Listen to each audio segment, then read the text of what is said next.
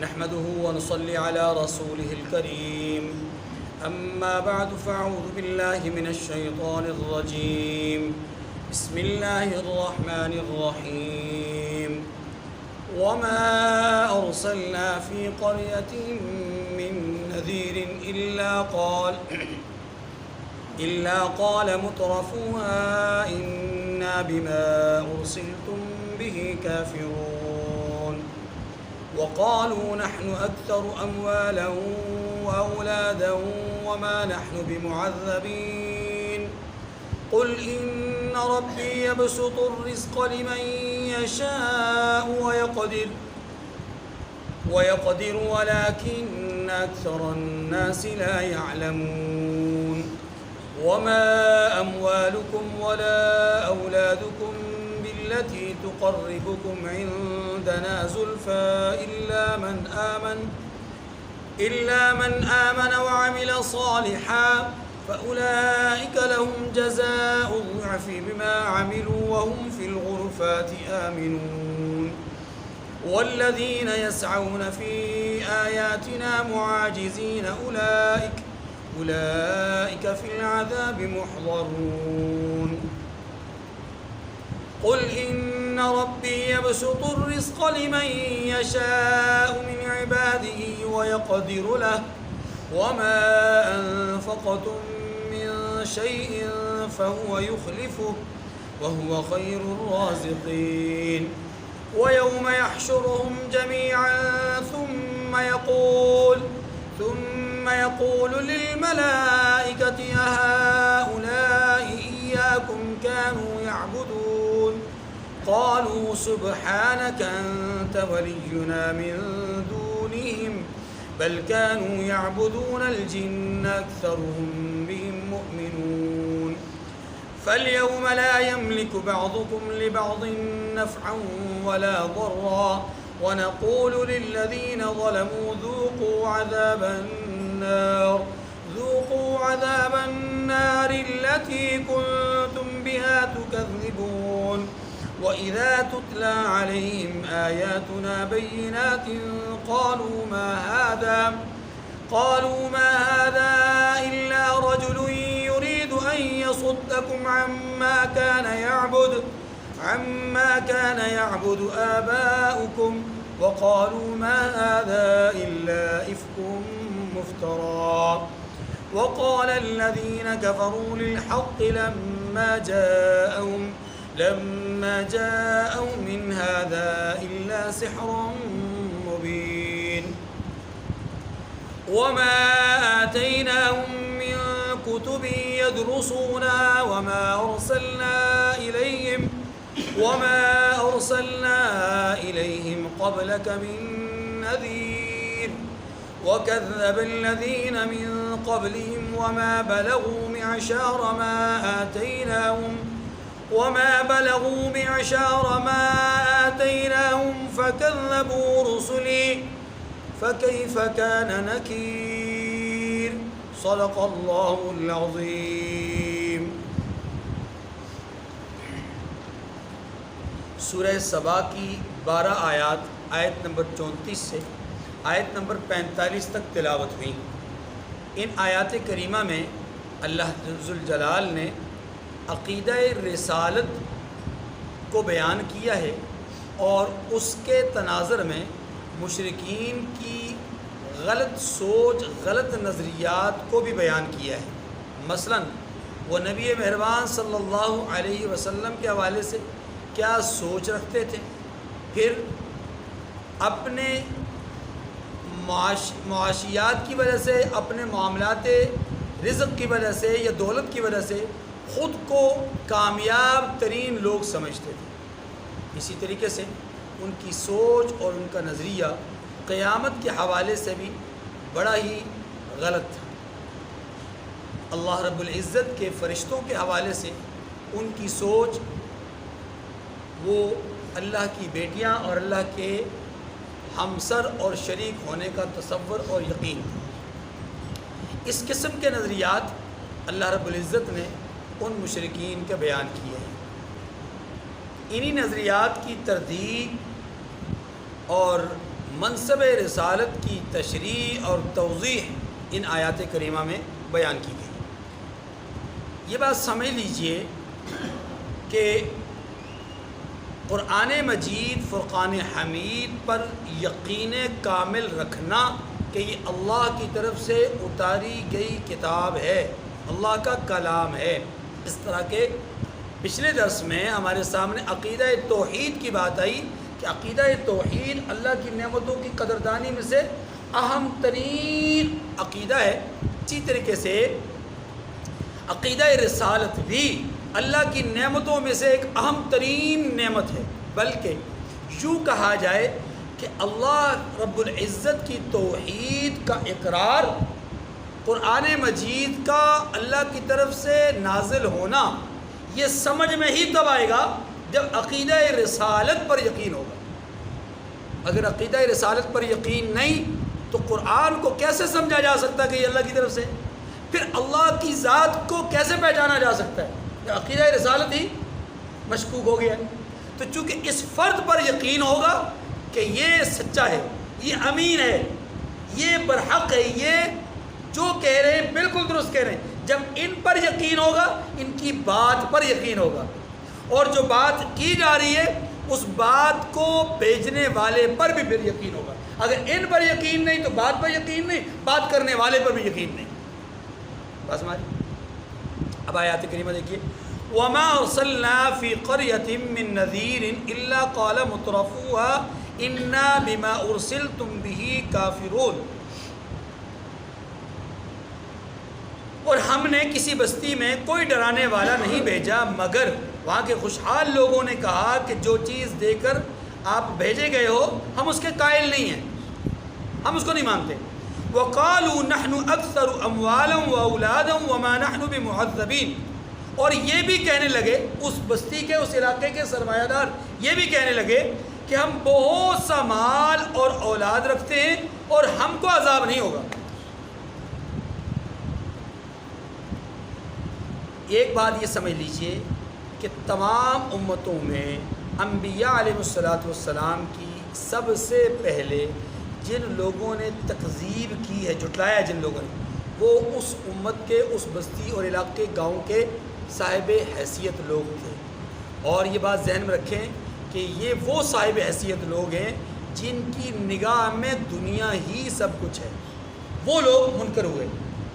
ورنہ جن لوگوں کے دل میں ذرتی برابر بھی غور اور فکر کی صلاحیت تھی، وہ آج نہیں تو کل، 10 دن بعد، مہینے 2-4 مہینے بعد، سال 2 سال بعد ان کی کایا پلٹ گئی، حالات بدل گئے۔ آپ انہی آیات کریمہ کا شان نزول سمجھیے۔ ان آیات کریمہ کا شان نزول تقریباً تمام مفسرین نے لکھا ہے۔ وہ کیا ہے کہ 2 پارٹنر تھے تجارت میں، ایک پارٹنر مکہ میں تھا، ایک پارٹنر تجارت کی غرض سے مکہ سے باہر گیا ہوا تھا۔ اسے وہاں پر بعض اوقات ہوتا ہے نا، آدمی لمبے ٹور پہ جاتا ہے، اسے کافی مدت وہاں گزر گئی تھی اور وہ وہاں کاروبار کر رہا تھا، معاملات کر رہا تھا۔ ایسے میں اس کو خبر ملی کہ مکہ مکرمہ میں کسی نے نبوت کا دعویٰ کیا ہے۔ اس نے وہاں سے کسی کے ذریعے سے، کسی قاصد کے ذریعے سے پیغام بھجوایا اپنے شریک کو کہ ذرا چیک کرو کہ مکہ میں نبوت کا دعویٰ کس نے کیا ہے، اور جو دعویٰ نبوت کرنے والا ہے اس کے کیا احوال ہیں، اس کو ماننے والے لوگ کیسے ہیں، کن لوگوں نے مانا، کن لوگوں نے نہیں مانا۔ اس تاجر نے جب پیغام بھیجا تو جس اپنے شریک کو پیغام بھیجا، اس نے پیغام سننے کے بعد واپس کسی دوسرے جانے والے کو پیغام دیا کہ یہاں جو مکہ میں دعویٰ نبوت کر رہے ہیں وہ حضرت جناب عبداللہ کے بیٹے محمد ہیں، اور ان کے دعویٰ نبوت کے نتیجے میں مکہ مکرمہ کے سارے صاحب حیثیت لوگ تقریباً وہ آپ کی بات کو ماننے کے لیے تیار نہیں، اور آپ کی بات ماننے والے اکثر غربا ہیں۔ بات جب وہاں پہنچی، اس تاجر نے اس تجارت کے عمل کو موقوف کر کے سیدھا مکہ مکرمہ آیا اور ڈائریکٹ آ کر رسول اللہ صلی اللہ علیہ وسلم سے ملا، اور آ کر مل کر کے سوال کیا کہ اے محمد، آپ کی تعلیمات کیا ہیں، آپ کیا پیغام دینا چاہتے ہیں، کس چیز کی دعوت دے رہے ہیں، اللہ کے رسول نے دعوت توحید دی، اپنی رسالت کے منصب کو واضح کیا، قرآن پاک کی حقانیت کو کھولا، قیامت کے احوال کو بیان کیا، لوگوں کے ساتھ ظلم ناروا سلوک کے حوالے سے مذمت کو بیان فرمایا، غرباء مساکین محتاجوں کے خیال رکھنے کی بات کی۔ جب یہ ساری گفتگو آپ نے فرما دی تو کہا کہ مجھے کلمہ پڑھا دیجئے۔ اللہ کے رسول نے کلمہ پڑھایا، ساتھ ہی پوچھ لیا کہ آپ کو کس چیز نے آمادہ کیا میری طرف آنے کے لیے، جبکہ یہاں کے لوگ تو میرے پاس آنے کے لیے تیار نہیں اور آپ صاحب حیثیت آدمی ہو۔ جواب دیا کہ محمد، مجھے آپ کے حوالے سے ایک بات نے ترغیب دی ہے، ایک بات نے آمادہ کی ہے، اور وہ بات کیا تھی کہ مجھے پتہ چلا کہ آپ کے ماننے والوں میں اولین لوگ یا زیادہ لوگ آپ کے ماننے والوں میں سے وہ ہیں جو صاحب حیثیت نہیں ہیں، اور صاحب حیثیت لوگوں کا آپ کے لیے انکار کی جو پوزیشن ہے، حالات ہیں، اس نے مجھے آمادہ کیا کہ آپ نبی برحق ہیں۔ اگر آپ دنیا دار ہوتے، آپ دنیا کے حوالے سے معاملات کر رہے ہوتے تو یہ سارے دنیا دار آپ کے ساتھ مل جاتے۔ دنیا داروں کا آپ سے کنی کترانا اس بات کی علامت ہے کہ آپ سچے ہیں، آپ کا موقف سچا ہے، آپ کی تعلیمات سچی ہیں، اور وہ میں نے آ کر یہاں آپ سے پوچھی تو مجھے بالکل سچی تعلیمات لگی، اس لیے میں نے فوراً کلمہ پڑھی۔ اب اس پس منظر کے نتیجے میں بھی آپ کے سامنے یہ بات آ گئی کہ اولین منکرین کون لوگ ہوتے ہیں؟ صاحب حیثیت لوگ ہوتے ہیں جن کی نگاہ دنیا پر ہوتی ہے۔ دوسری بات، ان صاحب حیثیت لوگوں نے اکثر و بیشتر جو جملے کہے ہیں ان میں دو باتیں مد نظر رکھی ہیں۔ ایک بات دنیاوی عیش و عشرت کو، مال و متاع کو، اولاد کو، مال کی کثرت کو انہوں نے کامیابی بتایا ہے۔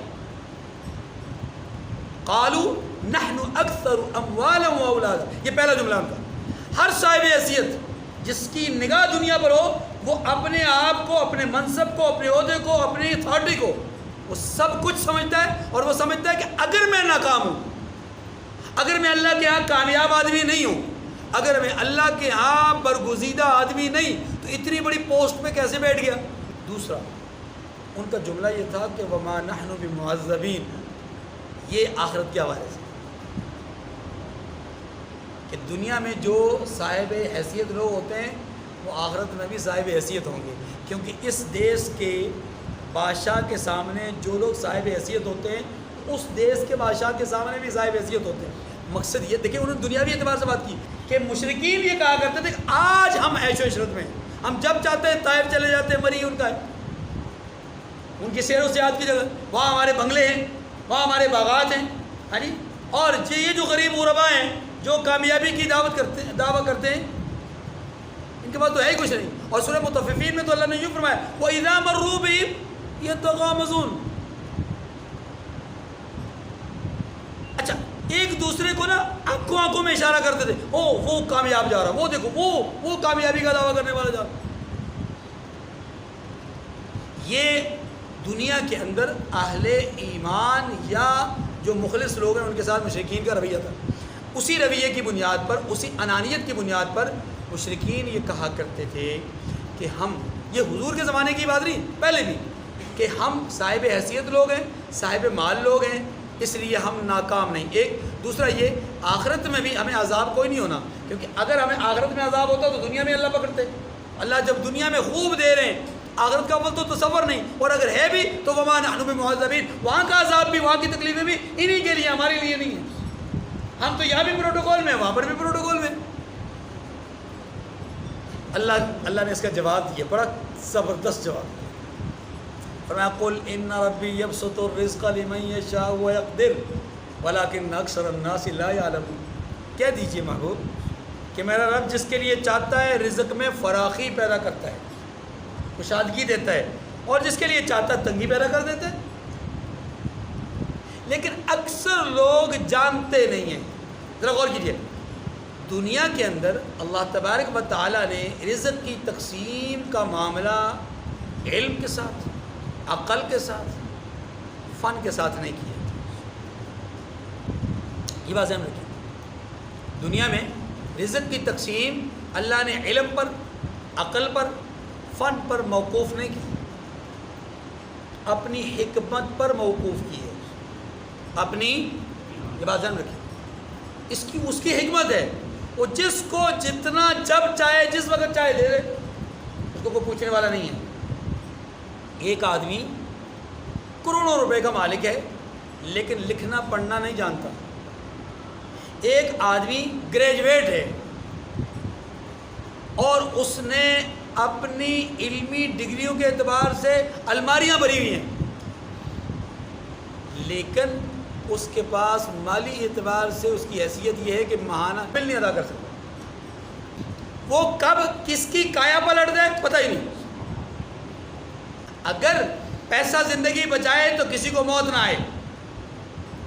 عہدوں سے، اگر فن سے یا عقل سے رزق ملے تو دنیا کا کوئی پڑھا لکھا آدمی مجبور اور مقہور نہ ہو، سارے مالدار ہوں. لیکن ایسا نہیں ہے. اللہ نے رزق کا تعلق میں نے عرض کیا علم سے، عقل سے، فن سے نہیں رکھا، اپنی حکمت سے رکھا. اسی لیے اس نے کہا ہے اللہ جس کا چاہے رزق کھول دے، جس کا چاہے رزق تنگ کر دے. اس کا ایک معنی تو یہ کہ زیادہ دے دے تھوڑا دے دے، اور ایک معنی یہ اللہ زیادہ دے کر بھی محتاج بنا دے. کس کا؟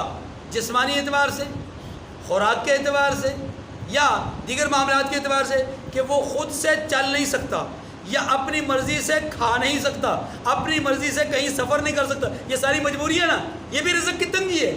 سب کچھ ہونے کے باوجود بھنڈی کھا رہے ہیں صاحب. آگے دیکھیے وما اموالکم ولا اولادکم بالتي تقربکم عندنا زلفى الا من آمن وعمل صالحا.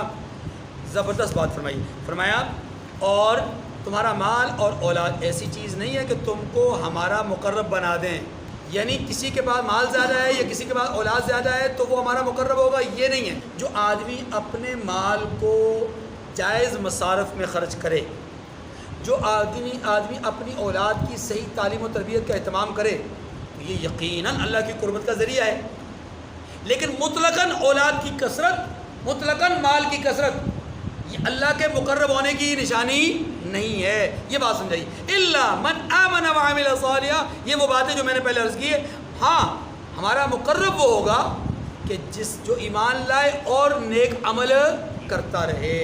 اولاد تھوڑی ہے یا زیادہ، مال تھوڑا ہے یا، دنیا میں ایسے بہت سارے لوگ ہیں جن کے بعد اللہ نے مال بھی بہت دیا ہے اور اللہ کے قریب بھی بہت ہوئے. آپ صحابہ کرام میں دیکھ لیں، کئی صحابہ کرام ایسے ہیں. بعد کی زندگی میں بہت سارے لوگ ایسے ہیں، آج بھی بہت سارے لوگ ایسے ہیں کہ جو اللہ کا دیا ہوا مال اللہ کی راہ میں خرچ کرتے. دیکھیے ایک نیکی انسان کرتا ہے، اللہ اس کی کم از کم اس کے صلاح کتنا عطا فرماتے ہیں؟ 10 گنا اجر عطا فرماتے ہیں، 10 درجے بڑھا کر کے. اور مال کے حوالے سے اللہ نے کیا فرمایا؟ 1 روپیہ اللہ کی راہ میں، 1 سکہ اللہ کی راہ میں خرچ کرنا، وہ 700 گنا تک اس کا درجہ ہے. اور یہ کم از کم ہے. یہ کیا ہے؟ اندازہ کی عام نیکی کا درجہ کیا ہے؟ کم از کم 10 گنا، جتنا جس کے لیے اللہ بڑھا دے. اور اللہ کی راہ میں مال خرچ کرنے کا اجر کتنا ہے؟ 700 گنا. سب عمیہ 700 گنا.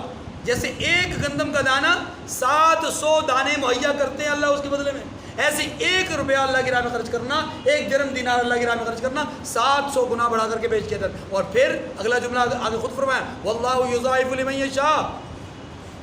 جہاں کہا نا 700 گنا بڑھا کر کے دیتے ہیں سورہ بقرہ میں، وہی پر آخر میں کیا کہا؟ واللہ یضاعف لمن یشاء. اللہ جس کے لیے چاہے اس سے بھی بڑھا کر کے درجہ اور ثواب لکھ لیں. اسی لیے حدیث میں آتا ہے کہ بعض اوقات ایک آدمی 1 کھجور کا دانہ خرچ کرے گا، اللہ اس کے نامہ اعمال میں بہت پہاڑ کے برابر سونا خرچ کرنے کا اجر و ثواب لکھ. صحابی رسول ہیں اور غزوہ تبوک کے موقع پر 1 کلو کھجور لے کر آ رہے ہیں. لوگوں کو بہت بھاری بھاری سامان، ان کے بعد 1 کلو کھجور. اور ایک منافق نے کہہ دیا ہنس کر کے، طنز کر کے، تمہاری 1 کلو کھجور سے یہ ہزاروں لوگ کیسے نفع اٹھائیں گے؟ بھائی یہ تو جھگڑیں گے، یہ تو لڑائی کریں گے ان کھجوروں پہ. وہ مذاق کیا.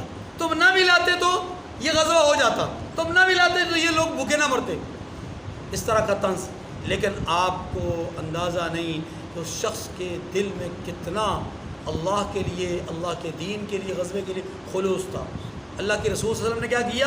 اللہ کے رسول صلی اللہ علیہ وسلم نے اس کی کھجوروں کو لیا اندازہ کیجئے کھجوروں کو لیا، ایسے سامان بکھرا ہوا تھا، اللہ کے رسول نے اس کی کھجوروں کو لیا یوں کر کے بکھیر دیا سارے سامان پر۔ گویا اللہ کے رسول بھی جانتے تھے کہ یہ آدمی مخلص ہے، اپنے اخلاص کے ساتھ لے کر آیا ہے۔ فَأُولَٰئِكَ لَهُمْ جَزَاءُ ضِعْفٍ بِمَا عَمِلُوا وَهُمْ فِي الْغُرُفَاتِ آمِنُونَ، ایسے ہی لوگوں کو ان کے اعمال کے سبب دوہرا بدلہ ملے گا اور وہ خاطر جمع سے بالا خانوں میں بیٹھے ہوں گے۔ معنی یہ کہ خوب اکرام کے ساتھ جنت کے بالا خانوں میں ہوں گے۔ وَالَّذِينَ يَسْعَوْنَ فِي آيَاتِنَا مُعَاجِزِينَ أُولَٰئِكَ فِي الْعَذَابِ مُحْضَرُونَ۔ یہاں پر منکرین کی بات ہو رہی ہے، فرمایا جو لوگ ہماری آیتوں میں کوشش کرتے ہیں کہ ہمیں ہرا دیں، یعنی کوشش اپنی کوشش ہے ان کی، ہرا سکتے، اللہ کو عاجز بنا، نبی کو عاجز بنا، مومنین کو عاجز بنا سکتے نہیں، لیکن کوشش کرتے ہیں۔ فرمایا اولئک فی العذاب محضرون، وہ عذاب میں حاضر کیے جائیں گے۔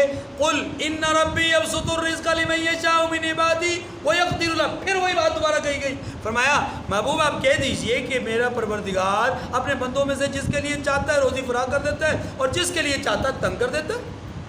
وما انفقتم من شیء فهو یخلفه وهو خیر الرازقین، اور تم جو چیز خرچ کرو گے وہ اس کا تمہیں عوض دے گا، وہ سب سے بہتر رزق دینے والا ہے۔ یا انفاق فی سبیل اللہ کی ترغیب ہو رہی ہے۔ وَيَوْمَ يَحْشُرُهُمْ جَمِيعًا ثُمَّ يَقُولُ لِلْمَلَائِكَةِ أَهَٰؤُلَاءِ إِيَّاكُمْ كَانُوا يَعْبُدُونَ۔ اس آیت کریمہ میں اللہ تبارک و تعالیٰ نے مشرکین کے ایک نظریہ بد کی تردید کی ہے۔ وہ نظریہ بد کیا ہے؟ ان کا خیال یہ تھا کہ فرشتے اللہ کی بیٹیاں ہیں۔ اب اس آیت کریمہ میں اللہ کیا فرماتے ہیں کہ ہم قیامت کے دن فرشتوں سے پوچھیں گے، فرشتوں بتاؤ کیا تم نے ان کو کہا تھا کہ ہماری پوجا کرو؟ بالکل اسی طرح کی بات اللہ اپنے نیک بندوں سے کہیں گے، اَأَنْتُمْ أَضْلَلْتُمْ عِبَادِي هَٰؤُلَاءِ أَمْ هُمْ ضَلُّوا السَّبِيلَ، کیا تم نے میرے بندوں کو گمراہ کیا یا یہ خود غلط راستے پہ چلے؟ حتیٰ کہ اللہ اپنے پیغمبر عیسیٰ علیہ السلام سے کہیں گے، أَنْتَ قُلْتَ لِلنَّاسِ اتَّخِذُونِي وَأُمِّيَ إِلَٰهَيْنِ مِن دُونِ اللَّهِ، کیا اے عیسیٰ آپ نے کہا تھا کہ مجھے اور میری ماں کو اللہ کا شریک سمجھو؟ اس جملے اللہ نے کیوں دنیا میں بیان کر دیے؟ عقل سے کام لیں، آنکھیں کھلیں۔ اللہ اکبر۔ یہاں پر بھی کہا گیا ہے کہ اور جس دن وہ ان سب کو جمع کرے گا پھر فرشتوں سے فرمائے گا کیا یہ لوگ تم کو پوجا کرتے تھے، یعنی تمہاری مرضی سے، ٹھیک ہے، پوچھتے تو ہیں، پوچھتے تو انبیاء کو بھی ہیں، لیکن کیا تمہارے کہنے سے تمہاری مرضی سے پوجا کرتے تھے؟ وہ جواب دیں گے قالوا سبحانک انت ولینا من دونہم، اللہ اکبر، وہ کہیں گے تو پاک ہے، تو ہی ہمارا دوست ہے، تو ہی ہمارا کارساز ہے، تو ہی ہمارا ولی ہے۔ بل کانوا یعبدون الجن اکثرهم بهم مؤمنون، بلکہ یہ جنات کو پوجا کرتے تھے اور اکثر انہی کو مانتے تھے۔ کیا مانا؟ دیکھیے جنات سے مراد یہاں شیاطین ہے، یہ ہمیں نہیں پوچھتے تھے، یعنی ہمارے کہنے سے ہمیں پوچھتے نہیں تھے، ہم نے کبھی نہیں کہا، بلکہ ان کو جنات نے کہا، یعنی شیاطین نے کہا، اور یہ شیاطین کا کہا مان کر کے گمراہ ہوئے، ہم نے گمراہ نہیں کیا۔ فَالْيَوْمَ لَا يَمْلِكُ بَعْضُكُمْ لِبَعْضٍ نَفْعًا وَلَا ضَرًّا، اللہ پاک فرماتے ہیں آج تم میں سے کوئی کسی کو نفع اور نقصان پہنچانے کا اختیار نہیں رکھتا۔ کیا مانا؟ قیامت کے دن کوئی کسی کو نفع نقصان پہنچانے کا اختیار، سوال یہ کہ کیا دنیا میں رکھتا ہے؟ جواب ہاں۔ کیا؟ ہاں۔ کیسے؟ اسباب کے درجے میں دنیا کے اندر ایک دوسرے کے نفع نقصان کا سبب بنتے ہیں، آخرت میں سبب بھی نہیں بنے۔ دنیا میں ایک دوسرے کے نفع نقصان کا، مثلا ایک آدمی بندوق کو ڈالتا ہے دوسرے کو مارتا ہے، وہ قتل ہو جاتا ہے، تو یہ نقصان کا سبب بنا۔ ایک آدمی دوسرے آدمی کو، نابینا آدمی کو ہاتھ پکڑ کر کے روڈ کراس کرا دیتا ہے، اس کو نفع دیا، سبب بن گیا، ٹھیک ہے۔ یہ دنیا کے اندر اسباب کے درجے میں ایک دوسرے کے لیے نفع نقصان کا سبب ہے۔ ہاں حقیقتاً نفع نقصان انسان کو یا کوئی مخلوق کسی مخلوق کو نہیں دے سکتی، یہ بات ہے۔ عقیدہ یہی ہے، حقیقتاً نفع نقصان کا مالک کون ہے؟ اللہ۔ ہاں دنیا کے اندر اسباب کے درجے میں آپ کسی کو پانی کا کہتے ہیں بھائی پانی مجھے پلا دو، وہ گلاس اٹھاتا ہے آپ کو پانی لا کر کے دیتا ہے، اس نے آپ کو نفع پہنچایا، آپ کی مدد کی، یہ اسباب کے درجے میں ہے۔ اب اگلی بات فرمایا وَنَقُولُ لِلَّذِينَ ظَلَمُوا، ایسے موقع پر کہ جب کوئی کسی کے نفع نقصان کا مالک نہیں ہوگا تو ہم ظالموں سے کہیں گے کہ دوزخ کے عذاب کا جس کو تم جھوٹ سمجھتے تھے مزہ چکھو۔ کوئی ایسی تشریح طلب بات نہیں ہے. وَإِذَا تُتْلَى عَلَيْهِمْ آيَاتُنَا بَيِّنَاتٍ قَالُوا مَا هَذَا إِلَّا رَجُلٌ يُرِيدُ أَن يَصُدَّكُمْ عَمَّا كَانَ يَعْبُدُ آبَاؤُكُمْ. اور جب ان کو ہماری روشن آیتیں پڑھ کر سنائی جاتی ہیں تو کہتے ہیں یہ ایک ایسا شخص ہے جو چاہتا ہے کہ جن چیزوں کی تمہارے باپ دادا پرستش کرتے تھے ان سے تم کو روک دے. وَقَالُوا مَا هَذَا إِلَّا إِفْكٌ مُفْتَرًى. اب ہدایت کے راستے سے ہٹا رہا ہے. دوسری بات یہ کر رہا ہے کہ یہ جو آدمی ہے یعنی نبی علیہ السلام یہ شخص اللہ پر جھوٹ بول رہا ہے، یعنی قرآن کو اللہ کی کتاب کہہ رہا ہے حالانکہ یہ اللہ کی کتاب نہیں، گویا کہ اللہ پر جھوٹ بول رہا ہے. یہ دوسری بات. تیسری بات وقال الذين كفروا للحق لما جاءهم ان هذا الا سحر مبين، کہ کافروں کے بعد جب حق آیا تو اس کے بارے میں کہنے لگے کہ یہ تو صریح جادو ہے. یہ شخص آباء و اجداد کے راستے سے روک رہا ہے. نمبر 2 اس شخص نے اللہ پر جھوٹ بولا. نمبر 3 یہ جادوگر ہے، اس لیے اس کے ارد گرد لوگ زیادہ بیٹھ رہے، ورنہ حق پر یہ نہیں ہے. حق پر ہم ہیں، سچے ہم ہیں، یہ سچے نہیں ہیں، یا کامیاب ہم ہیں، یہ کامیاب نہیں ہیں. اللہ پاک فرماتے ہیں وما آتیناہم من کتب یدرسونہا وما ارسلنا الیہم قبلک من نذیر. حالات تو ذرا ان کے دیکھیے. فرمایا ہم نے نہ تو ان مشرکوں کو کتابیں دیں جن کو یہ پڑھتے ہیں اور نہ آپ سے پہلے ان کی طرف کوئی ڈرانے والا بھیجا مگر انہوں نے تکذیب کی. کیا مطلب؟ مطلب یہ ہے کہ یہ جو مشرکین کامیابی کے دعوے کر رہے ہیں کس قانون کے تحت کامیابی؟ ان کے پاس تو کوئی کتاب نہیں ہے. کسی کتاب کو پڑھ کر کے کامیابی کا دعویٰ کریں تو بات سمجھ میں بھی آئے. تو کتاب ان کے پاس ہے کوئی نہیں تو کامیابی کا دعویٰ غلط. ایک بات. دوسری بات یہ ہے کہ آپ سے پہلے تو ان کے پاس ڈرانے والا آئے کوئی نہیں، یعنی کوئی نبی نہیں آئے. تو یہاں پر ایک سوال پیدا ہوتا ہے کہ رسول اللہ صلی اللہ علیہ وسلم سے پہلے حضرت اسماعیل علیہ السلام مکہ مکرمہ کی بستی میں بطور نبی تو تشریف لائے تھے، اللہ نے کیوں انکار کر دیا؟ جواب ان کے پاس نہیں آئے تھے بلکہ یہ اسماعیل علیہ السلام کے پاس گئے تھے. بڑا سارا سا جواب دیا میں نے. اسماعیل علیہ السلام ان کے پاس نہیں آئے، یہ اسماعیل علیہ السلام کے پاس آئے تھے اور اللہ نے دعویٰ کیا اللہ نے فرمایا ان کے پاس نبی نہیں آئے. ایک جواب. دوسرا جواب یہ کہ جب سے مکہ کی بستی آباد ہوئی ہے اس کے بعد سے کوئی نبی نہیں آیا، اور یہ بات بالکل درست ہے. اسماعیل علیہ السلام نے تو آباد کیا تھا، وہ تو پہلے فرد تھے وہاں پر. ان کو دیکھ کر کے دوسرے لوگ آ کر کے آباد ہوئے اور پھر یہاں سلسلہ بڑا انسانوں کا اور یہ شہر آباد ہوا. تو جب شہر آباد ہوا اس کے بعد کوئی نبی نہیں آئے. ہاں جب نبی آئے انہوں نے جھٹلا دیا، یعنی رسول صلی اللہ علیہ وسلم. ٹھیک ہے جی، بات سمجھ آگے ساری. آگے وَكَذَّبَ الَّذِينَ مِن قَبْلِهِمْ وَمَا بَلَغُوا مِعْشَارَ مَا آتَيْنَاهُمْ فَكَذَّبُوا رُسُلِي فَكَيْفَ كَانَ نَكِيرِ. اور جو لوگ ان سے پہلے تھے انہوں نے تکذیب کی تھی اور جو کچھ ہم نے ان کو دیا تھا یہ اس کے 10ویں حصے کو بھی نہیں پہنچے تو انہوں نے میرے پیغمبروں کو جھٹلایا سو میرا عذاب کیسا ہوا. اس آیت کریمہ میں اللہ نے پچھلی امتوں کے احوال کی طرف اشارہ کیا. جو پہلی امتیں گزری ہیں انہوں نے اپنے اپنے وقت کے نبیوں کو جھٹلایا ہے، حالانکہ ان کے پاس دولت، طاقت، اولاد ان سے کہیں زیادہ تھی. یہ اللہ نے فرمایا. ان مشرکین مکہ کے بعد اتنا تھا ہی کچھ نہیں جتنا کہ قوم سمود، قوم عاد، یا ہم پچھلی ایک قوم کا تذکرہ پڑھ چکے. کون سی قوم؟ قوم سبا. اللہ نے اس قوم کو فرعون کے مقابلے میں بیان کیا اہم خیر ام قوم تبع. اس لیے اللہ پاک نے آیت کریمہ میں بیان کیا کہ اے مشرکین مکہ تم جس چیز کی بنیاد پر گھمنڈ کرتے ہوئے کامیابی کے دعوے کر رہے ہو یہ چیز کامیابی نہیں ہے. زیادہ مال کا ہونا، زیادہ اولاد کا ہونا یہ کامیابی کی دلیل نہیں. ہاں ذریعہ بن سکتے ہیں اس کے لیے جس نے مال کو جائز جگہ پہ خرچ کیا، اولاد کی جائز تربیت کی تو پھر یہ کامیابی کا ذریعہ بن سکتے ہیں. ورنہ ان میں کامیابی یہ تو آزمائش ہے. انما اموالکم واولادکم فتنہ، یہ تو سراسر آزمائش ہے. اللہ تعالیٰ مجھے اور آپ کو سمجھنے کی توفیق نصیب فرمائے. وآخر الدعوانا ان الحمد للہ رب العالمین.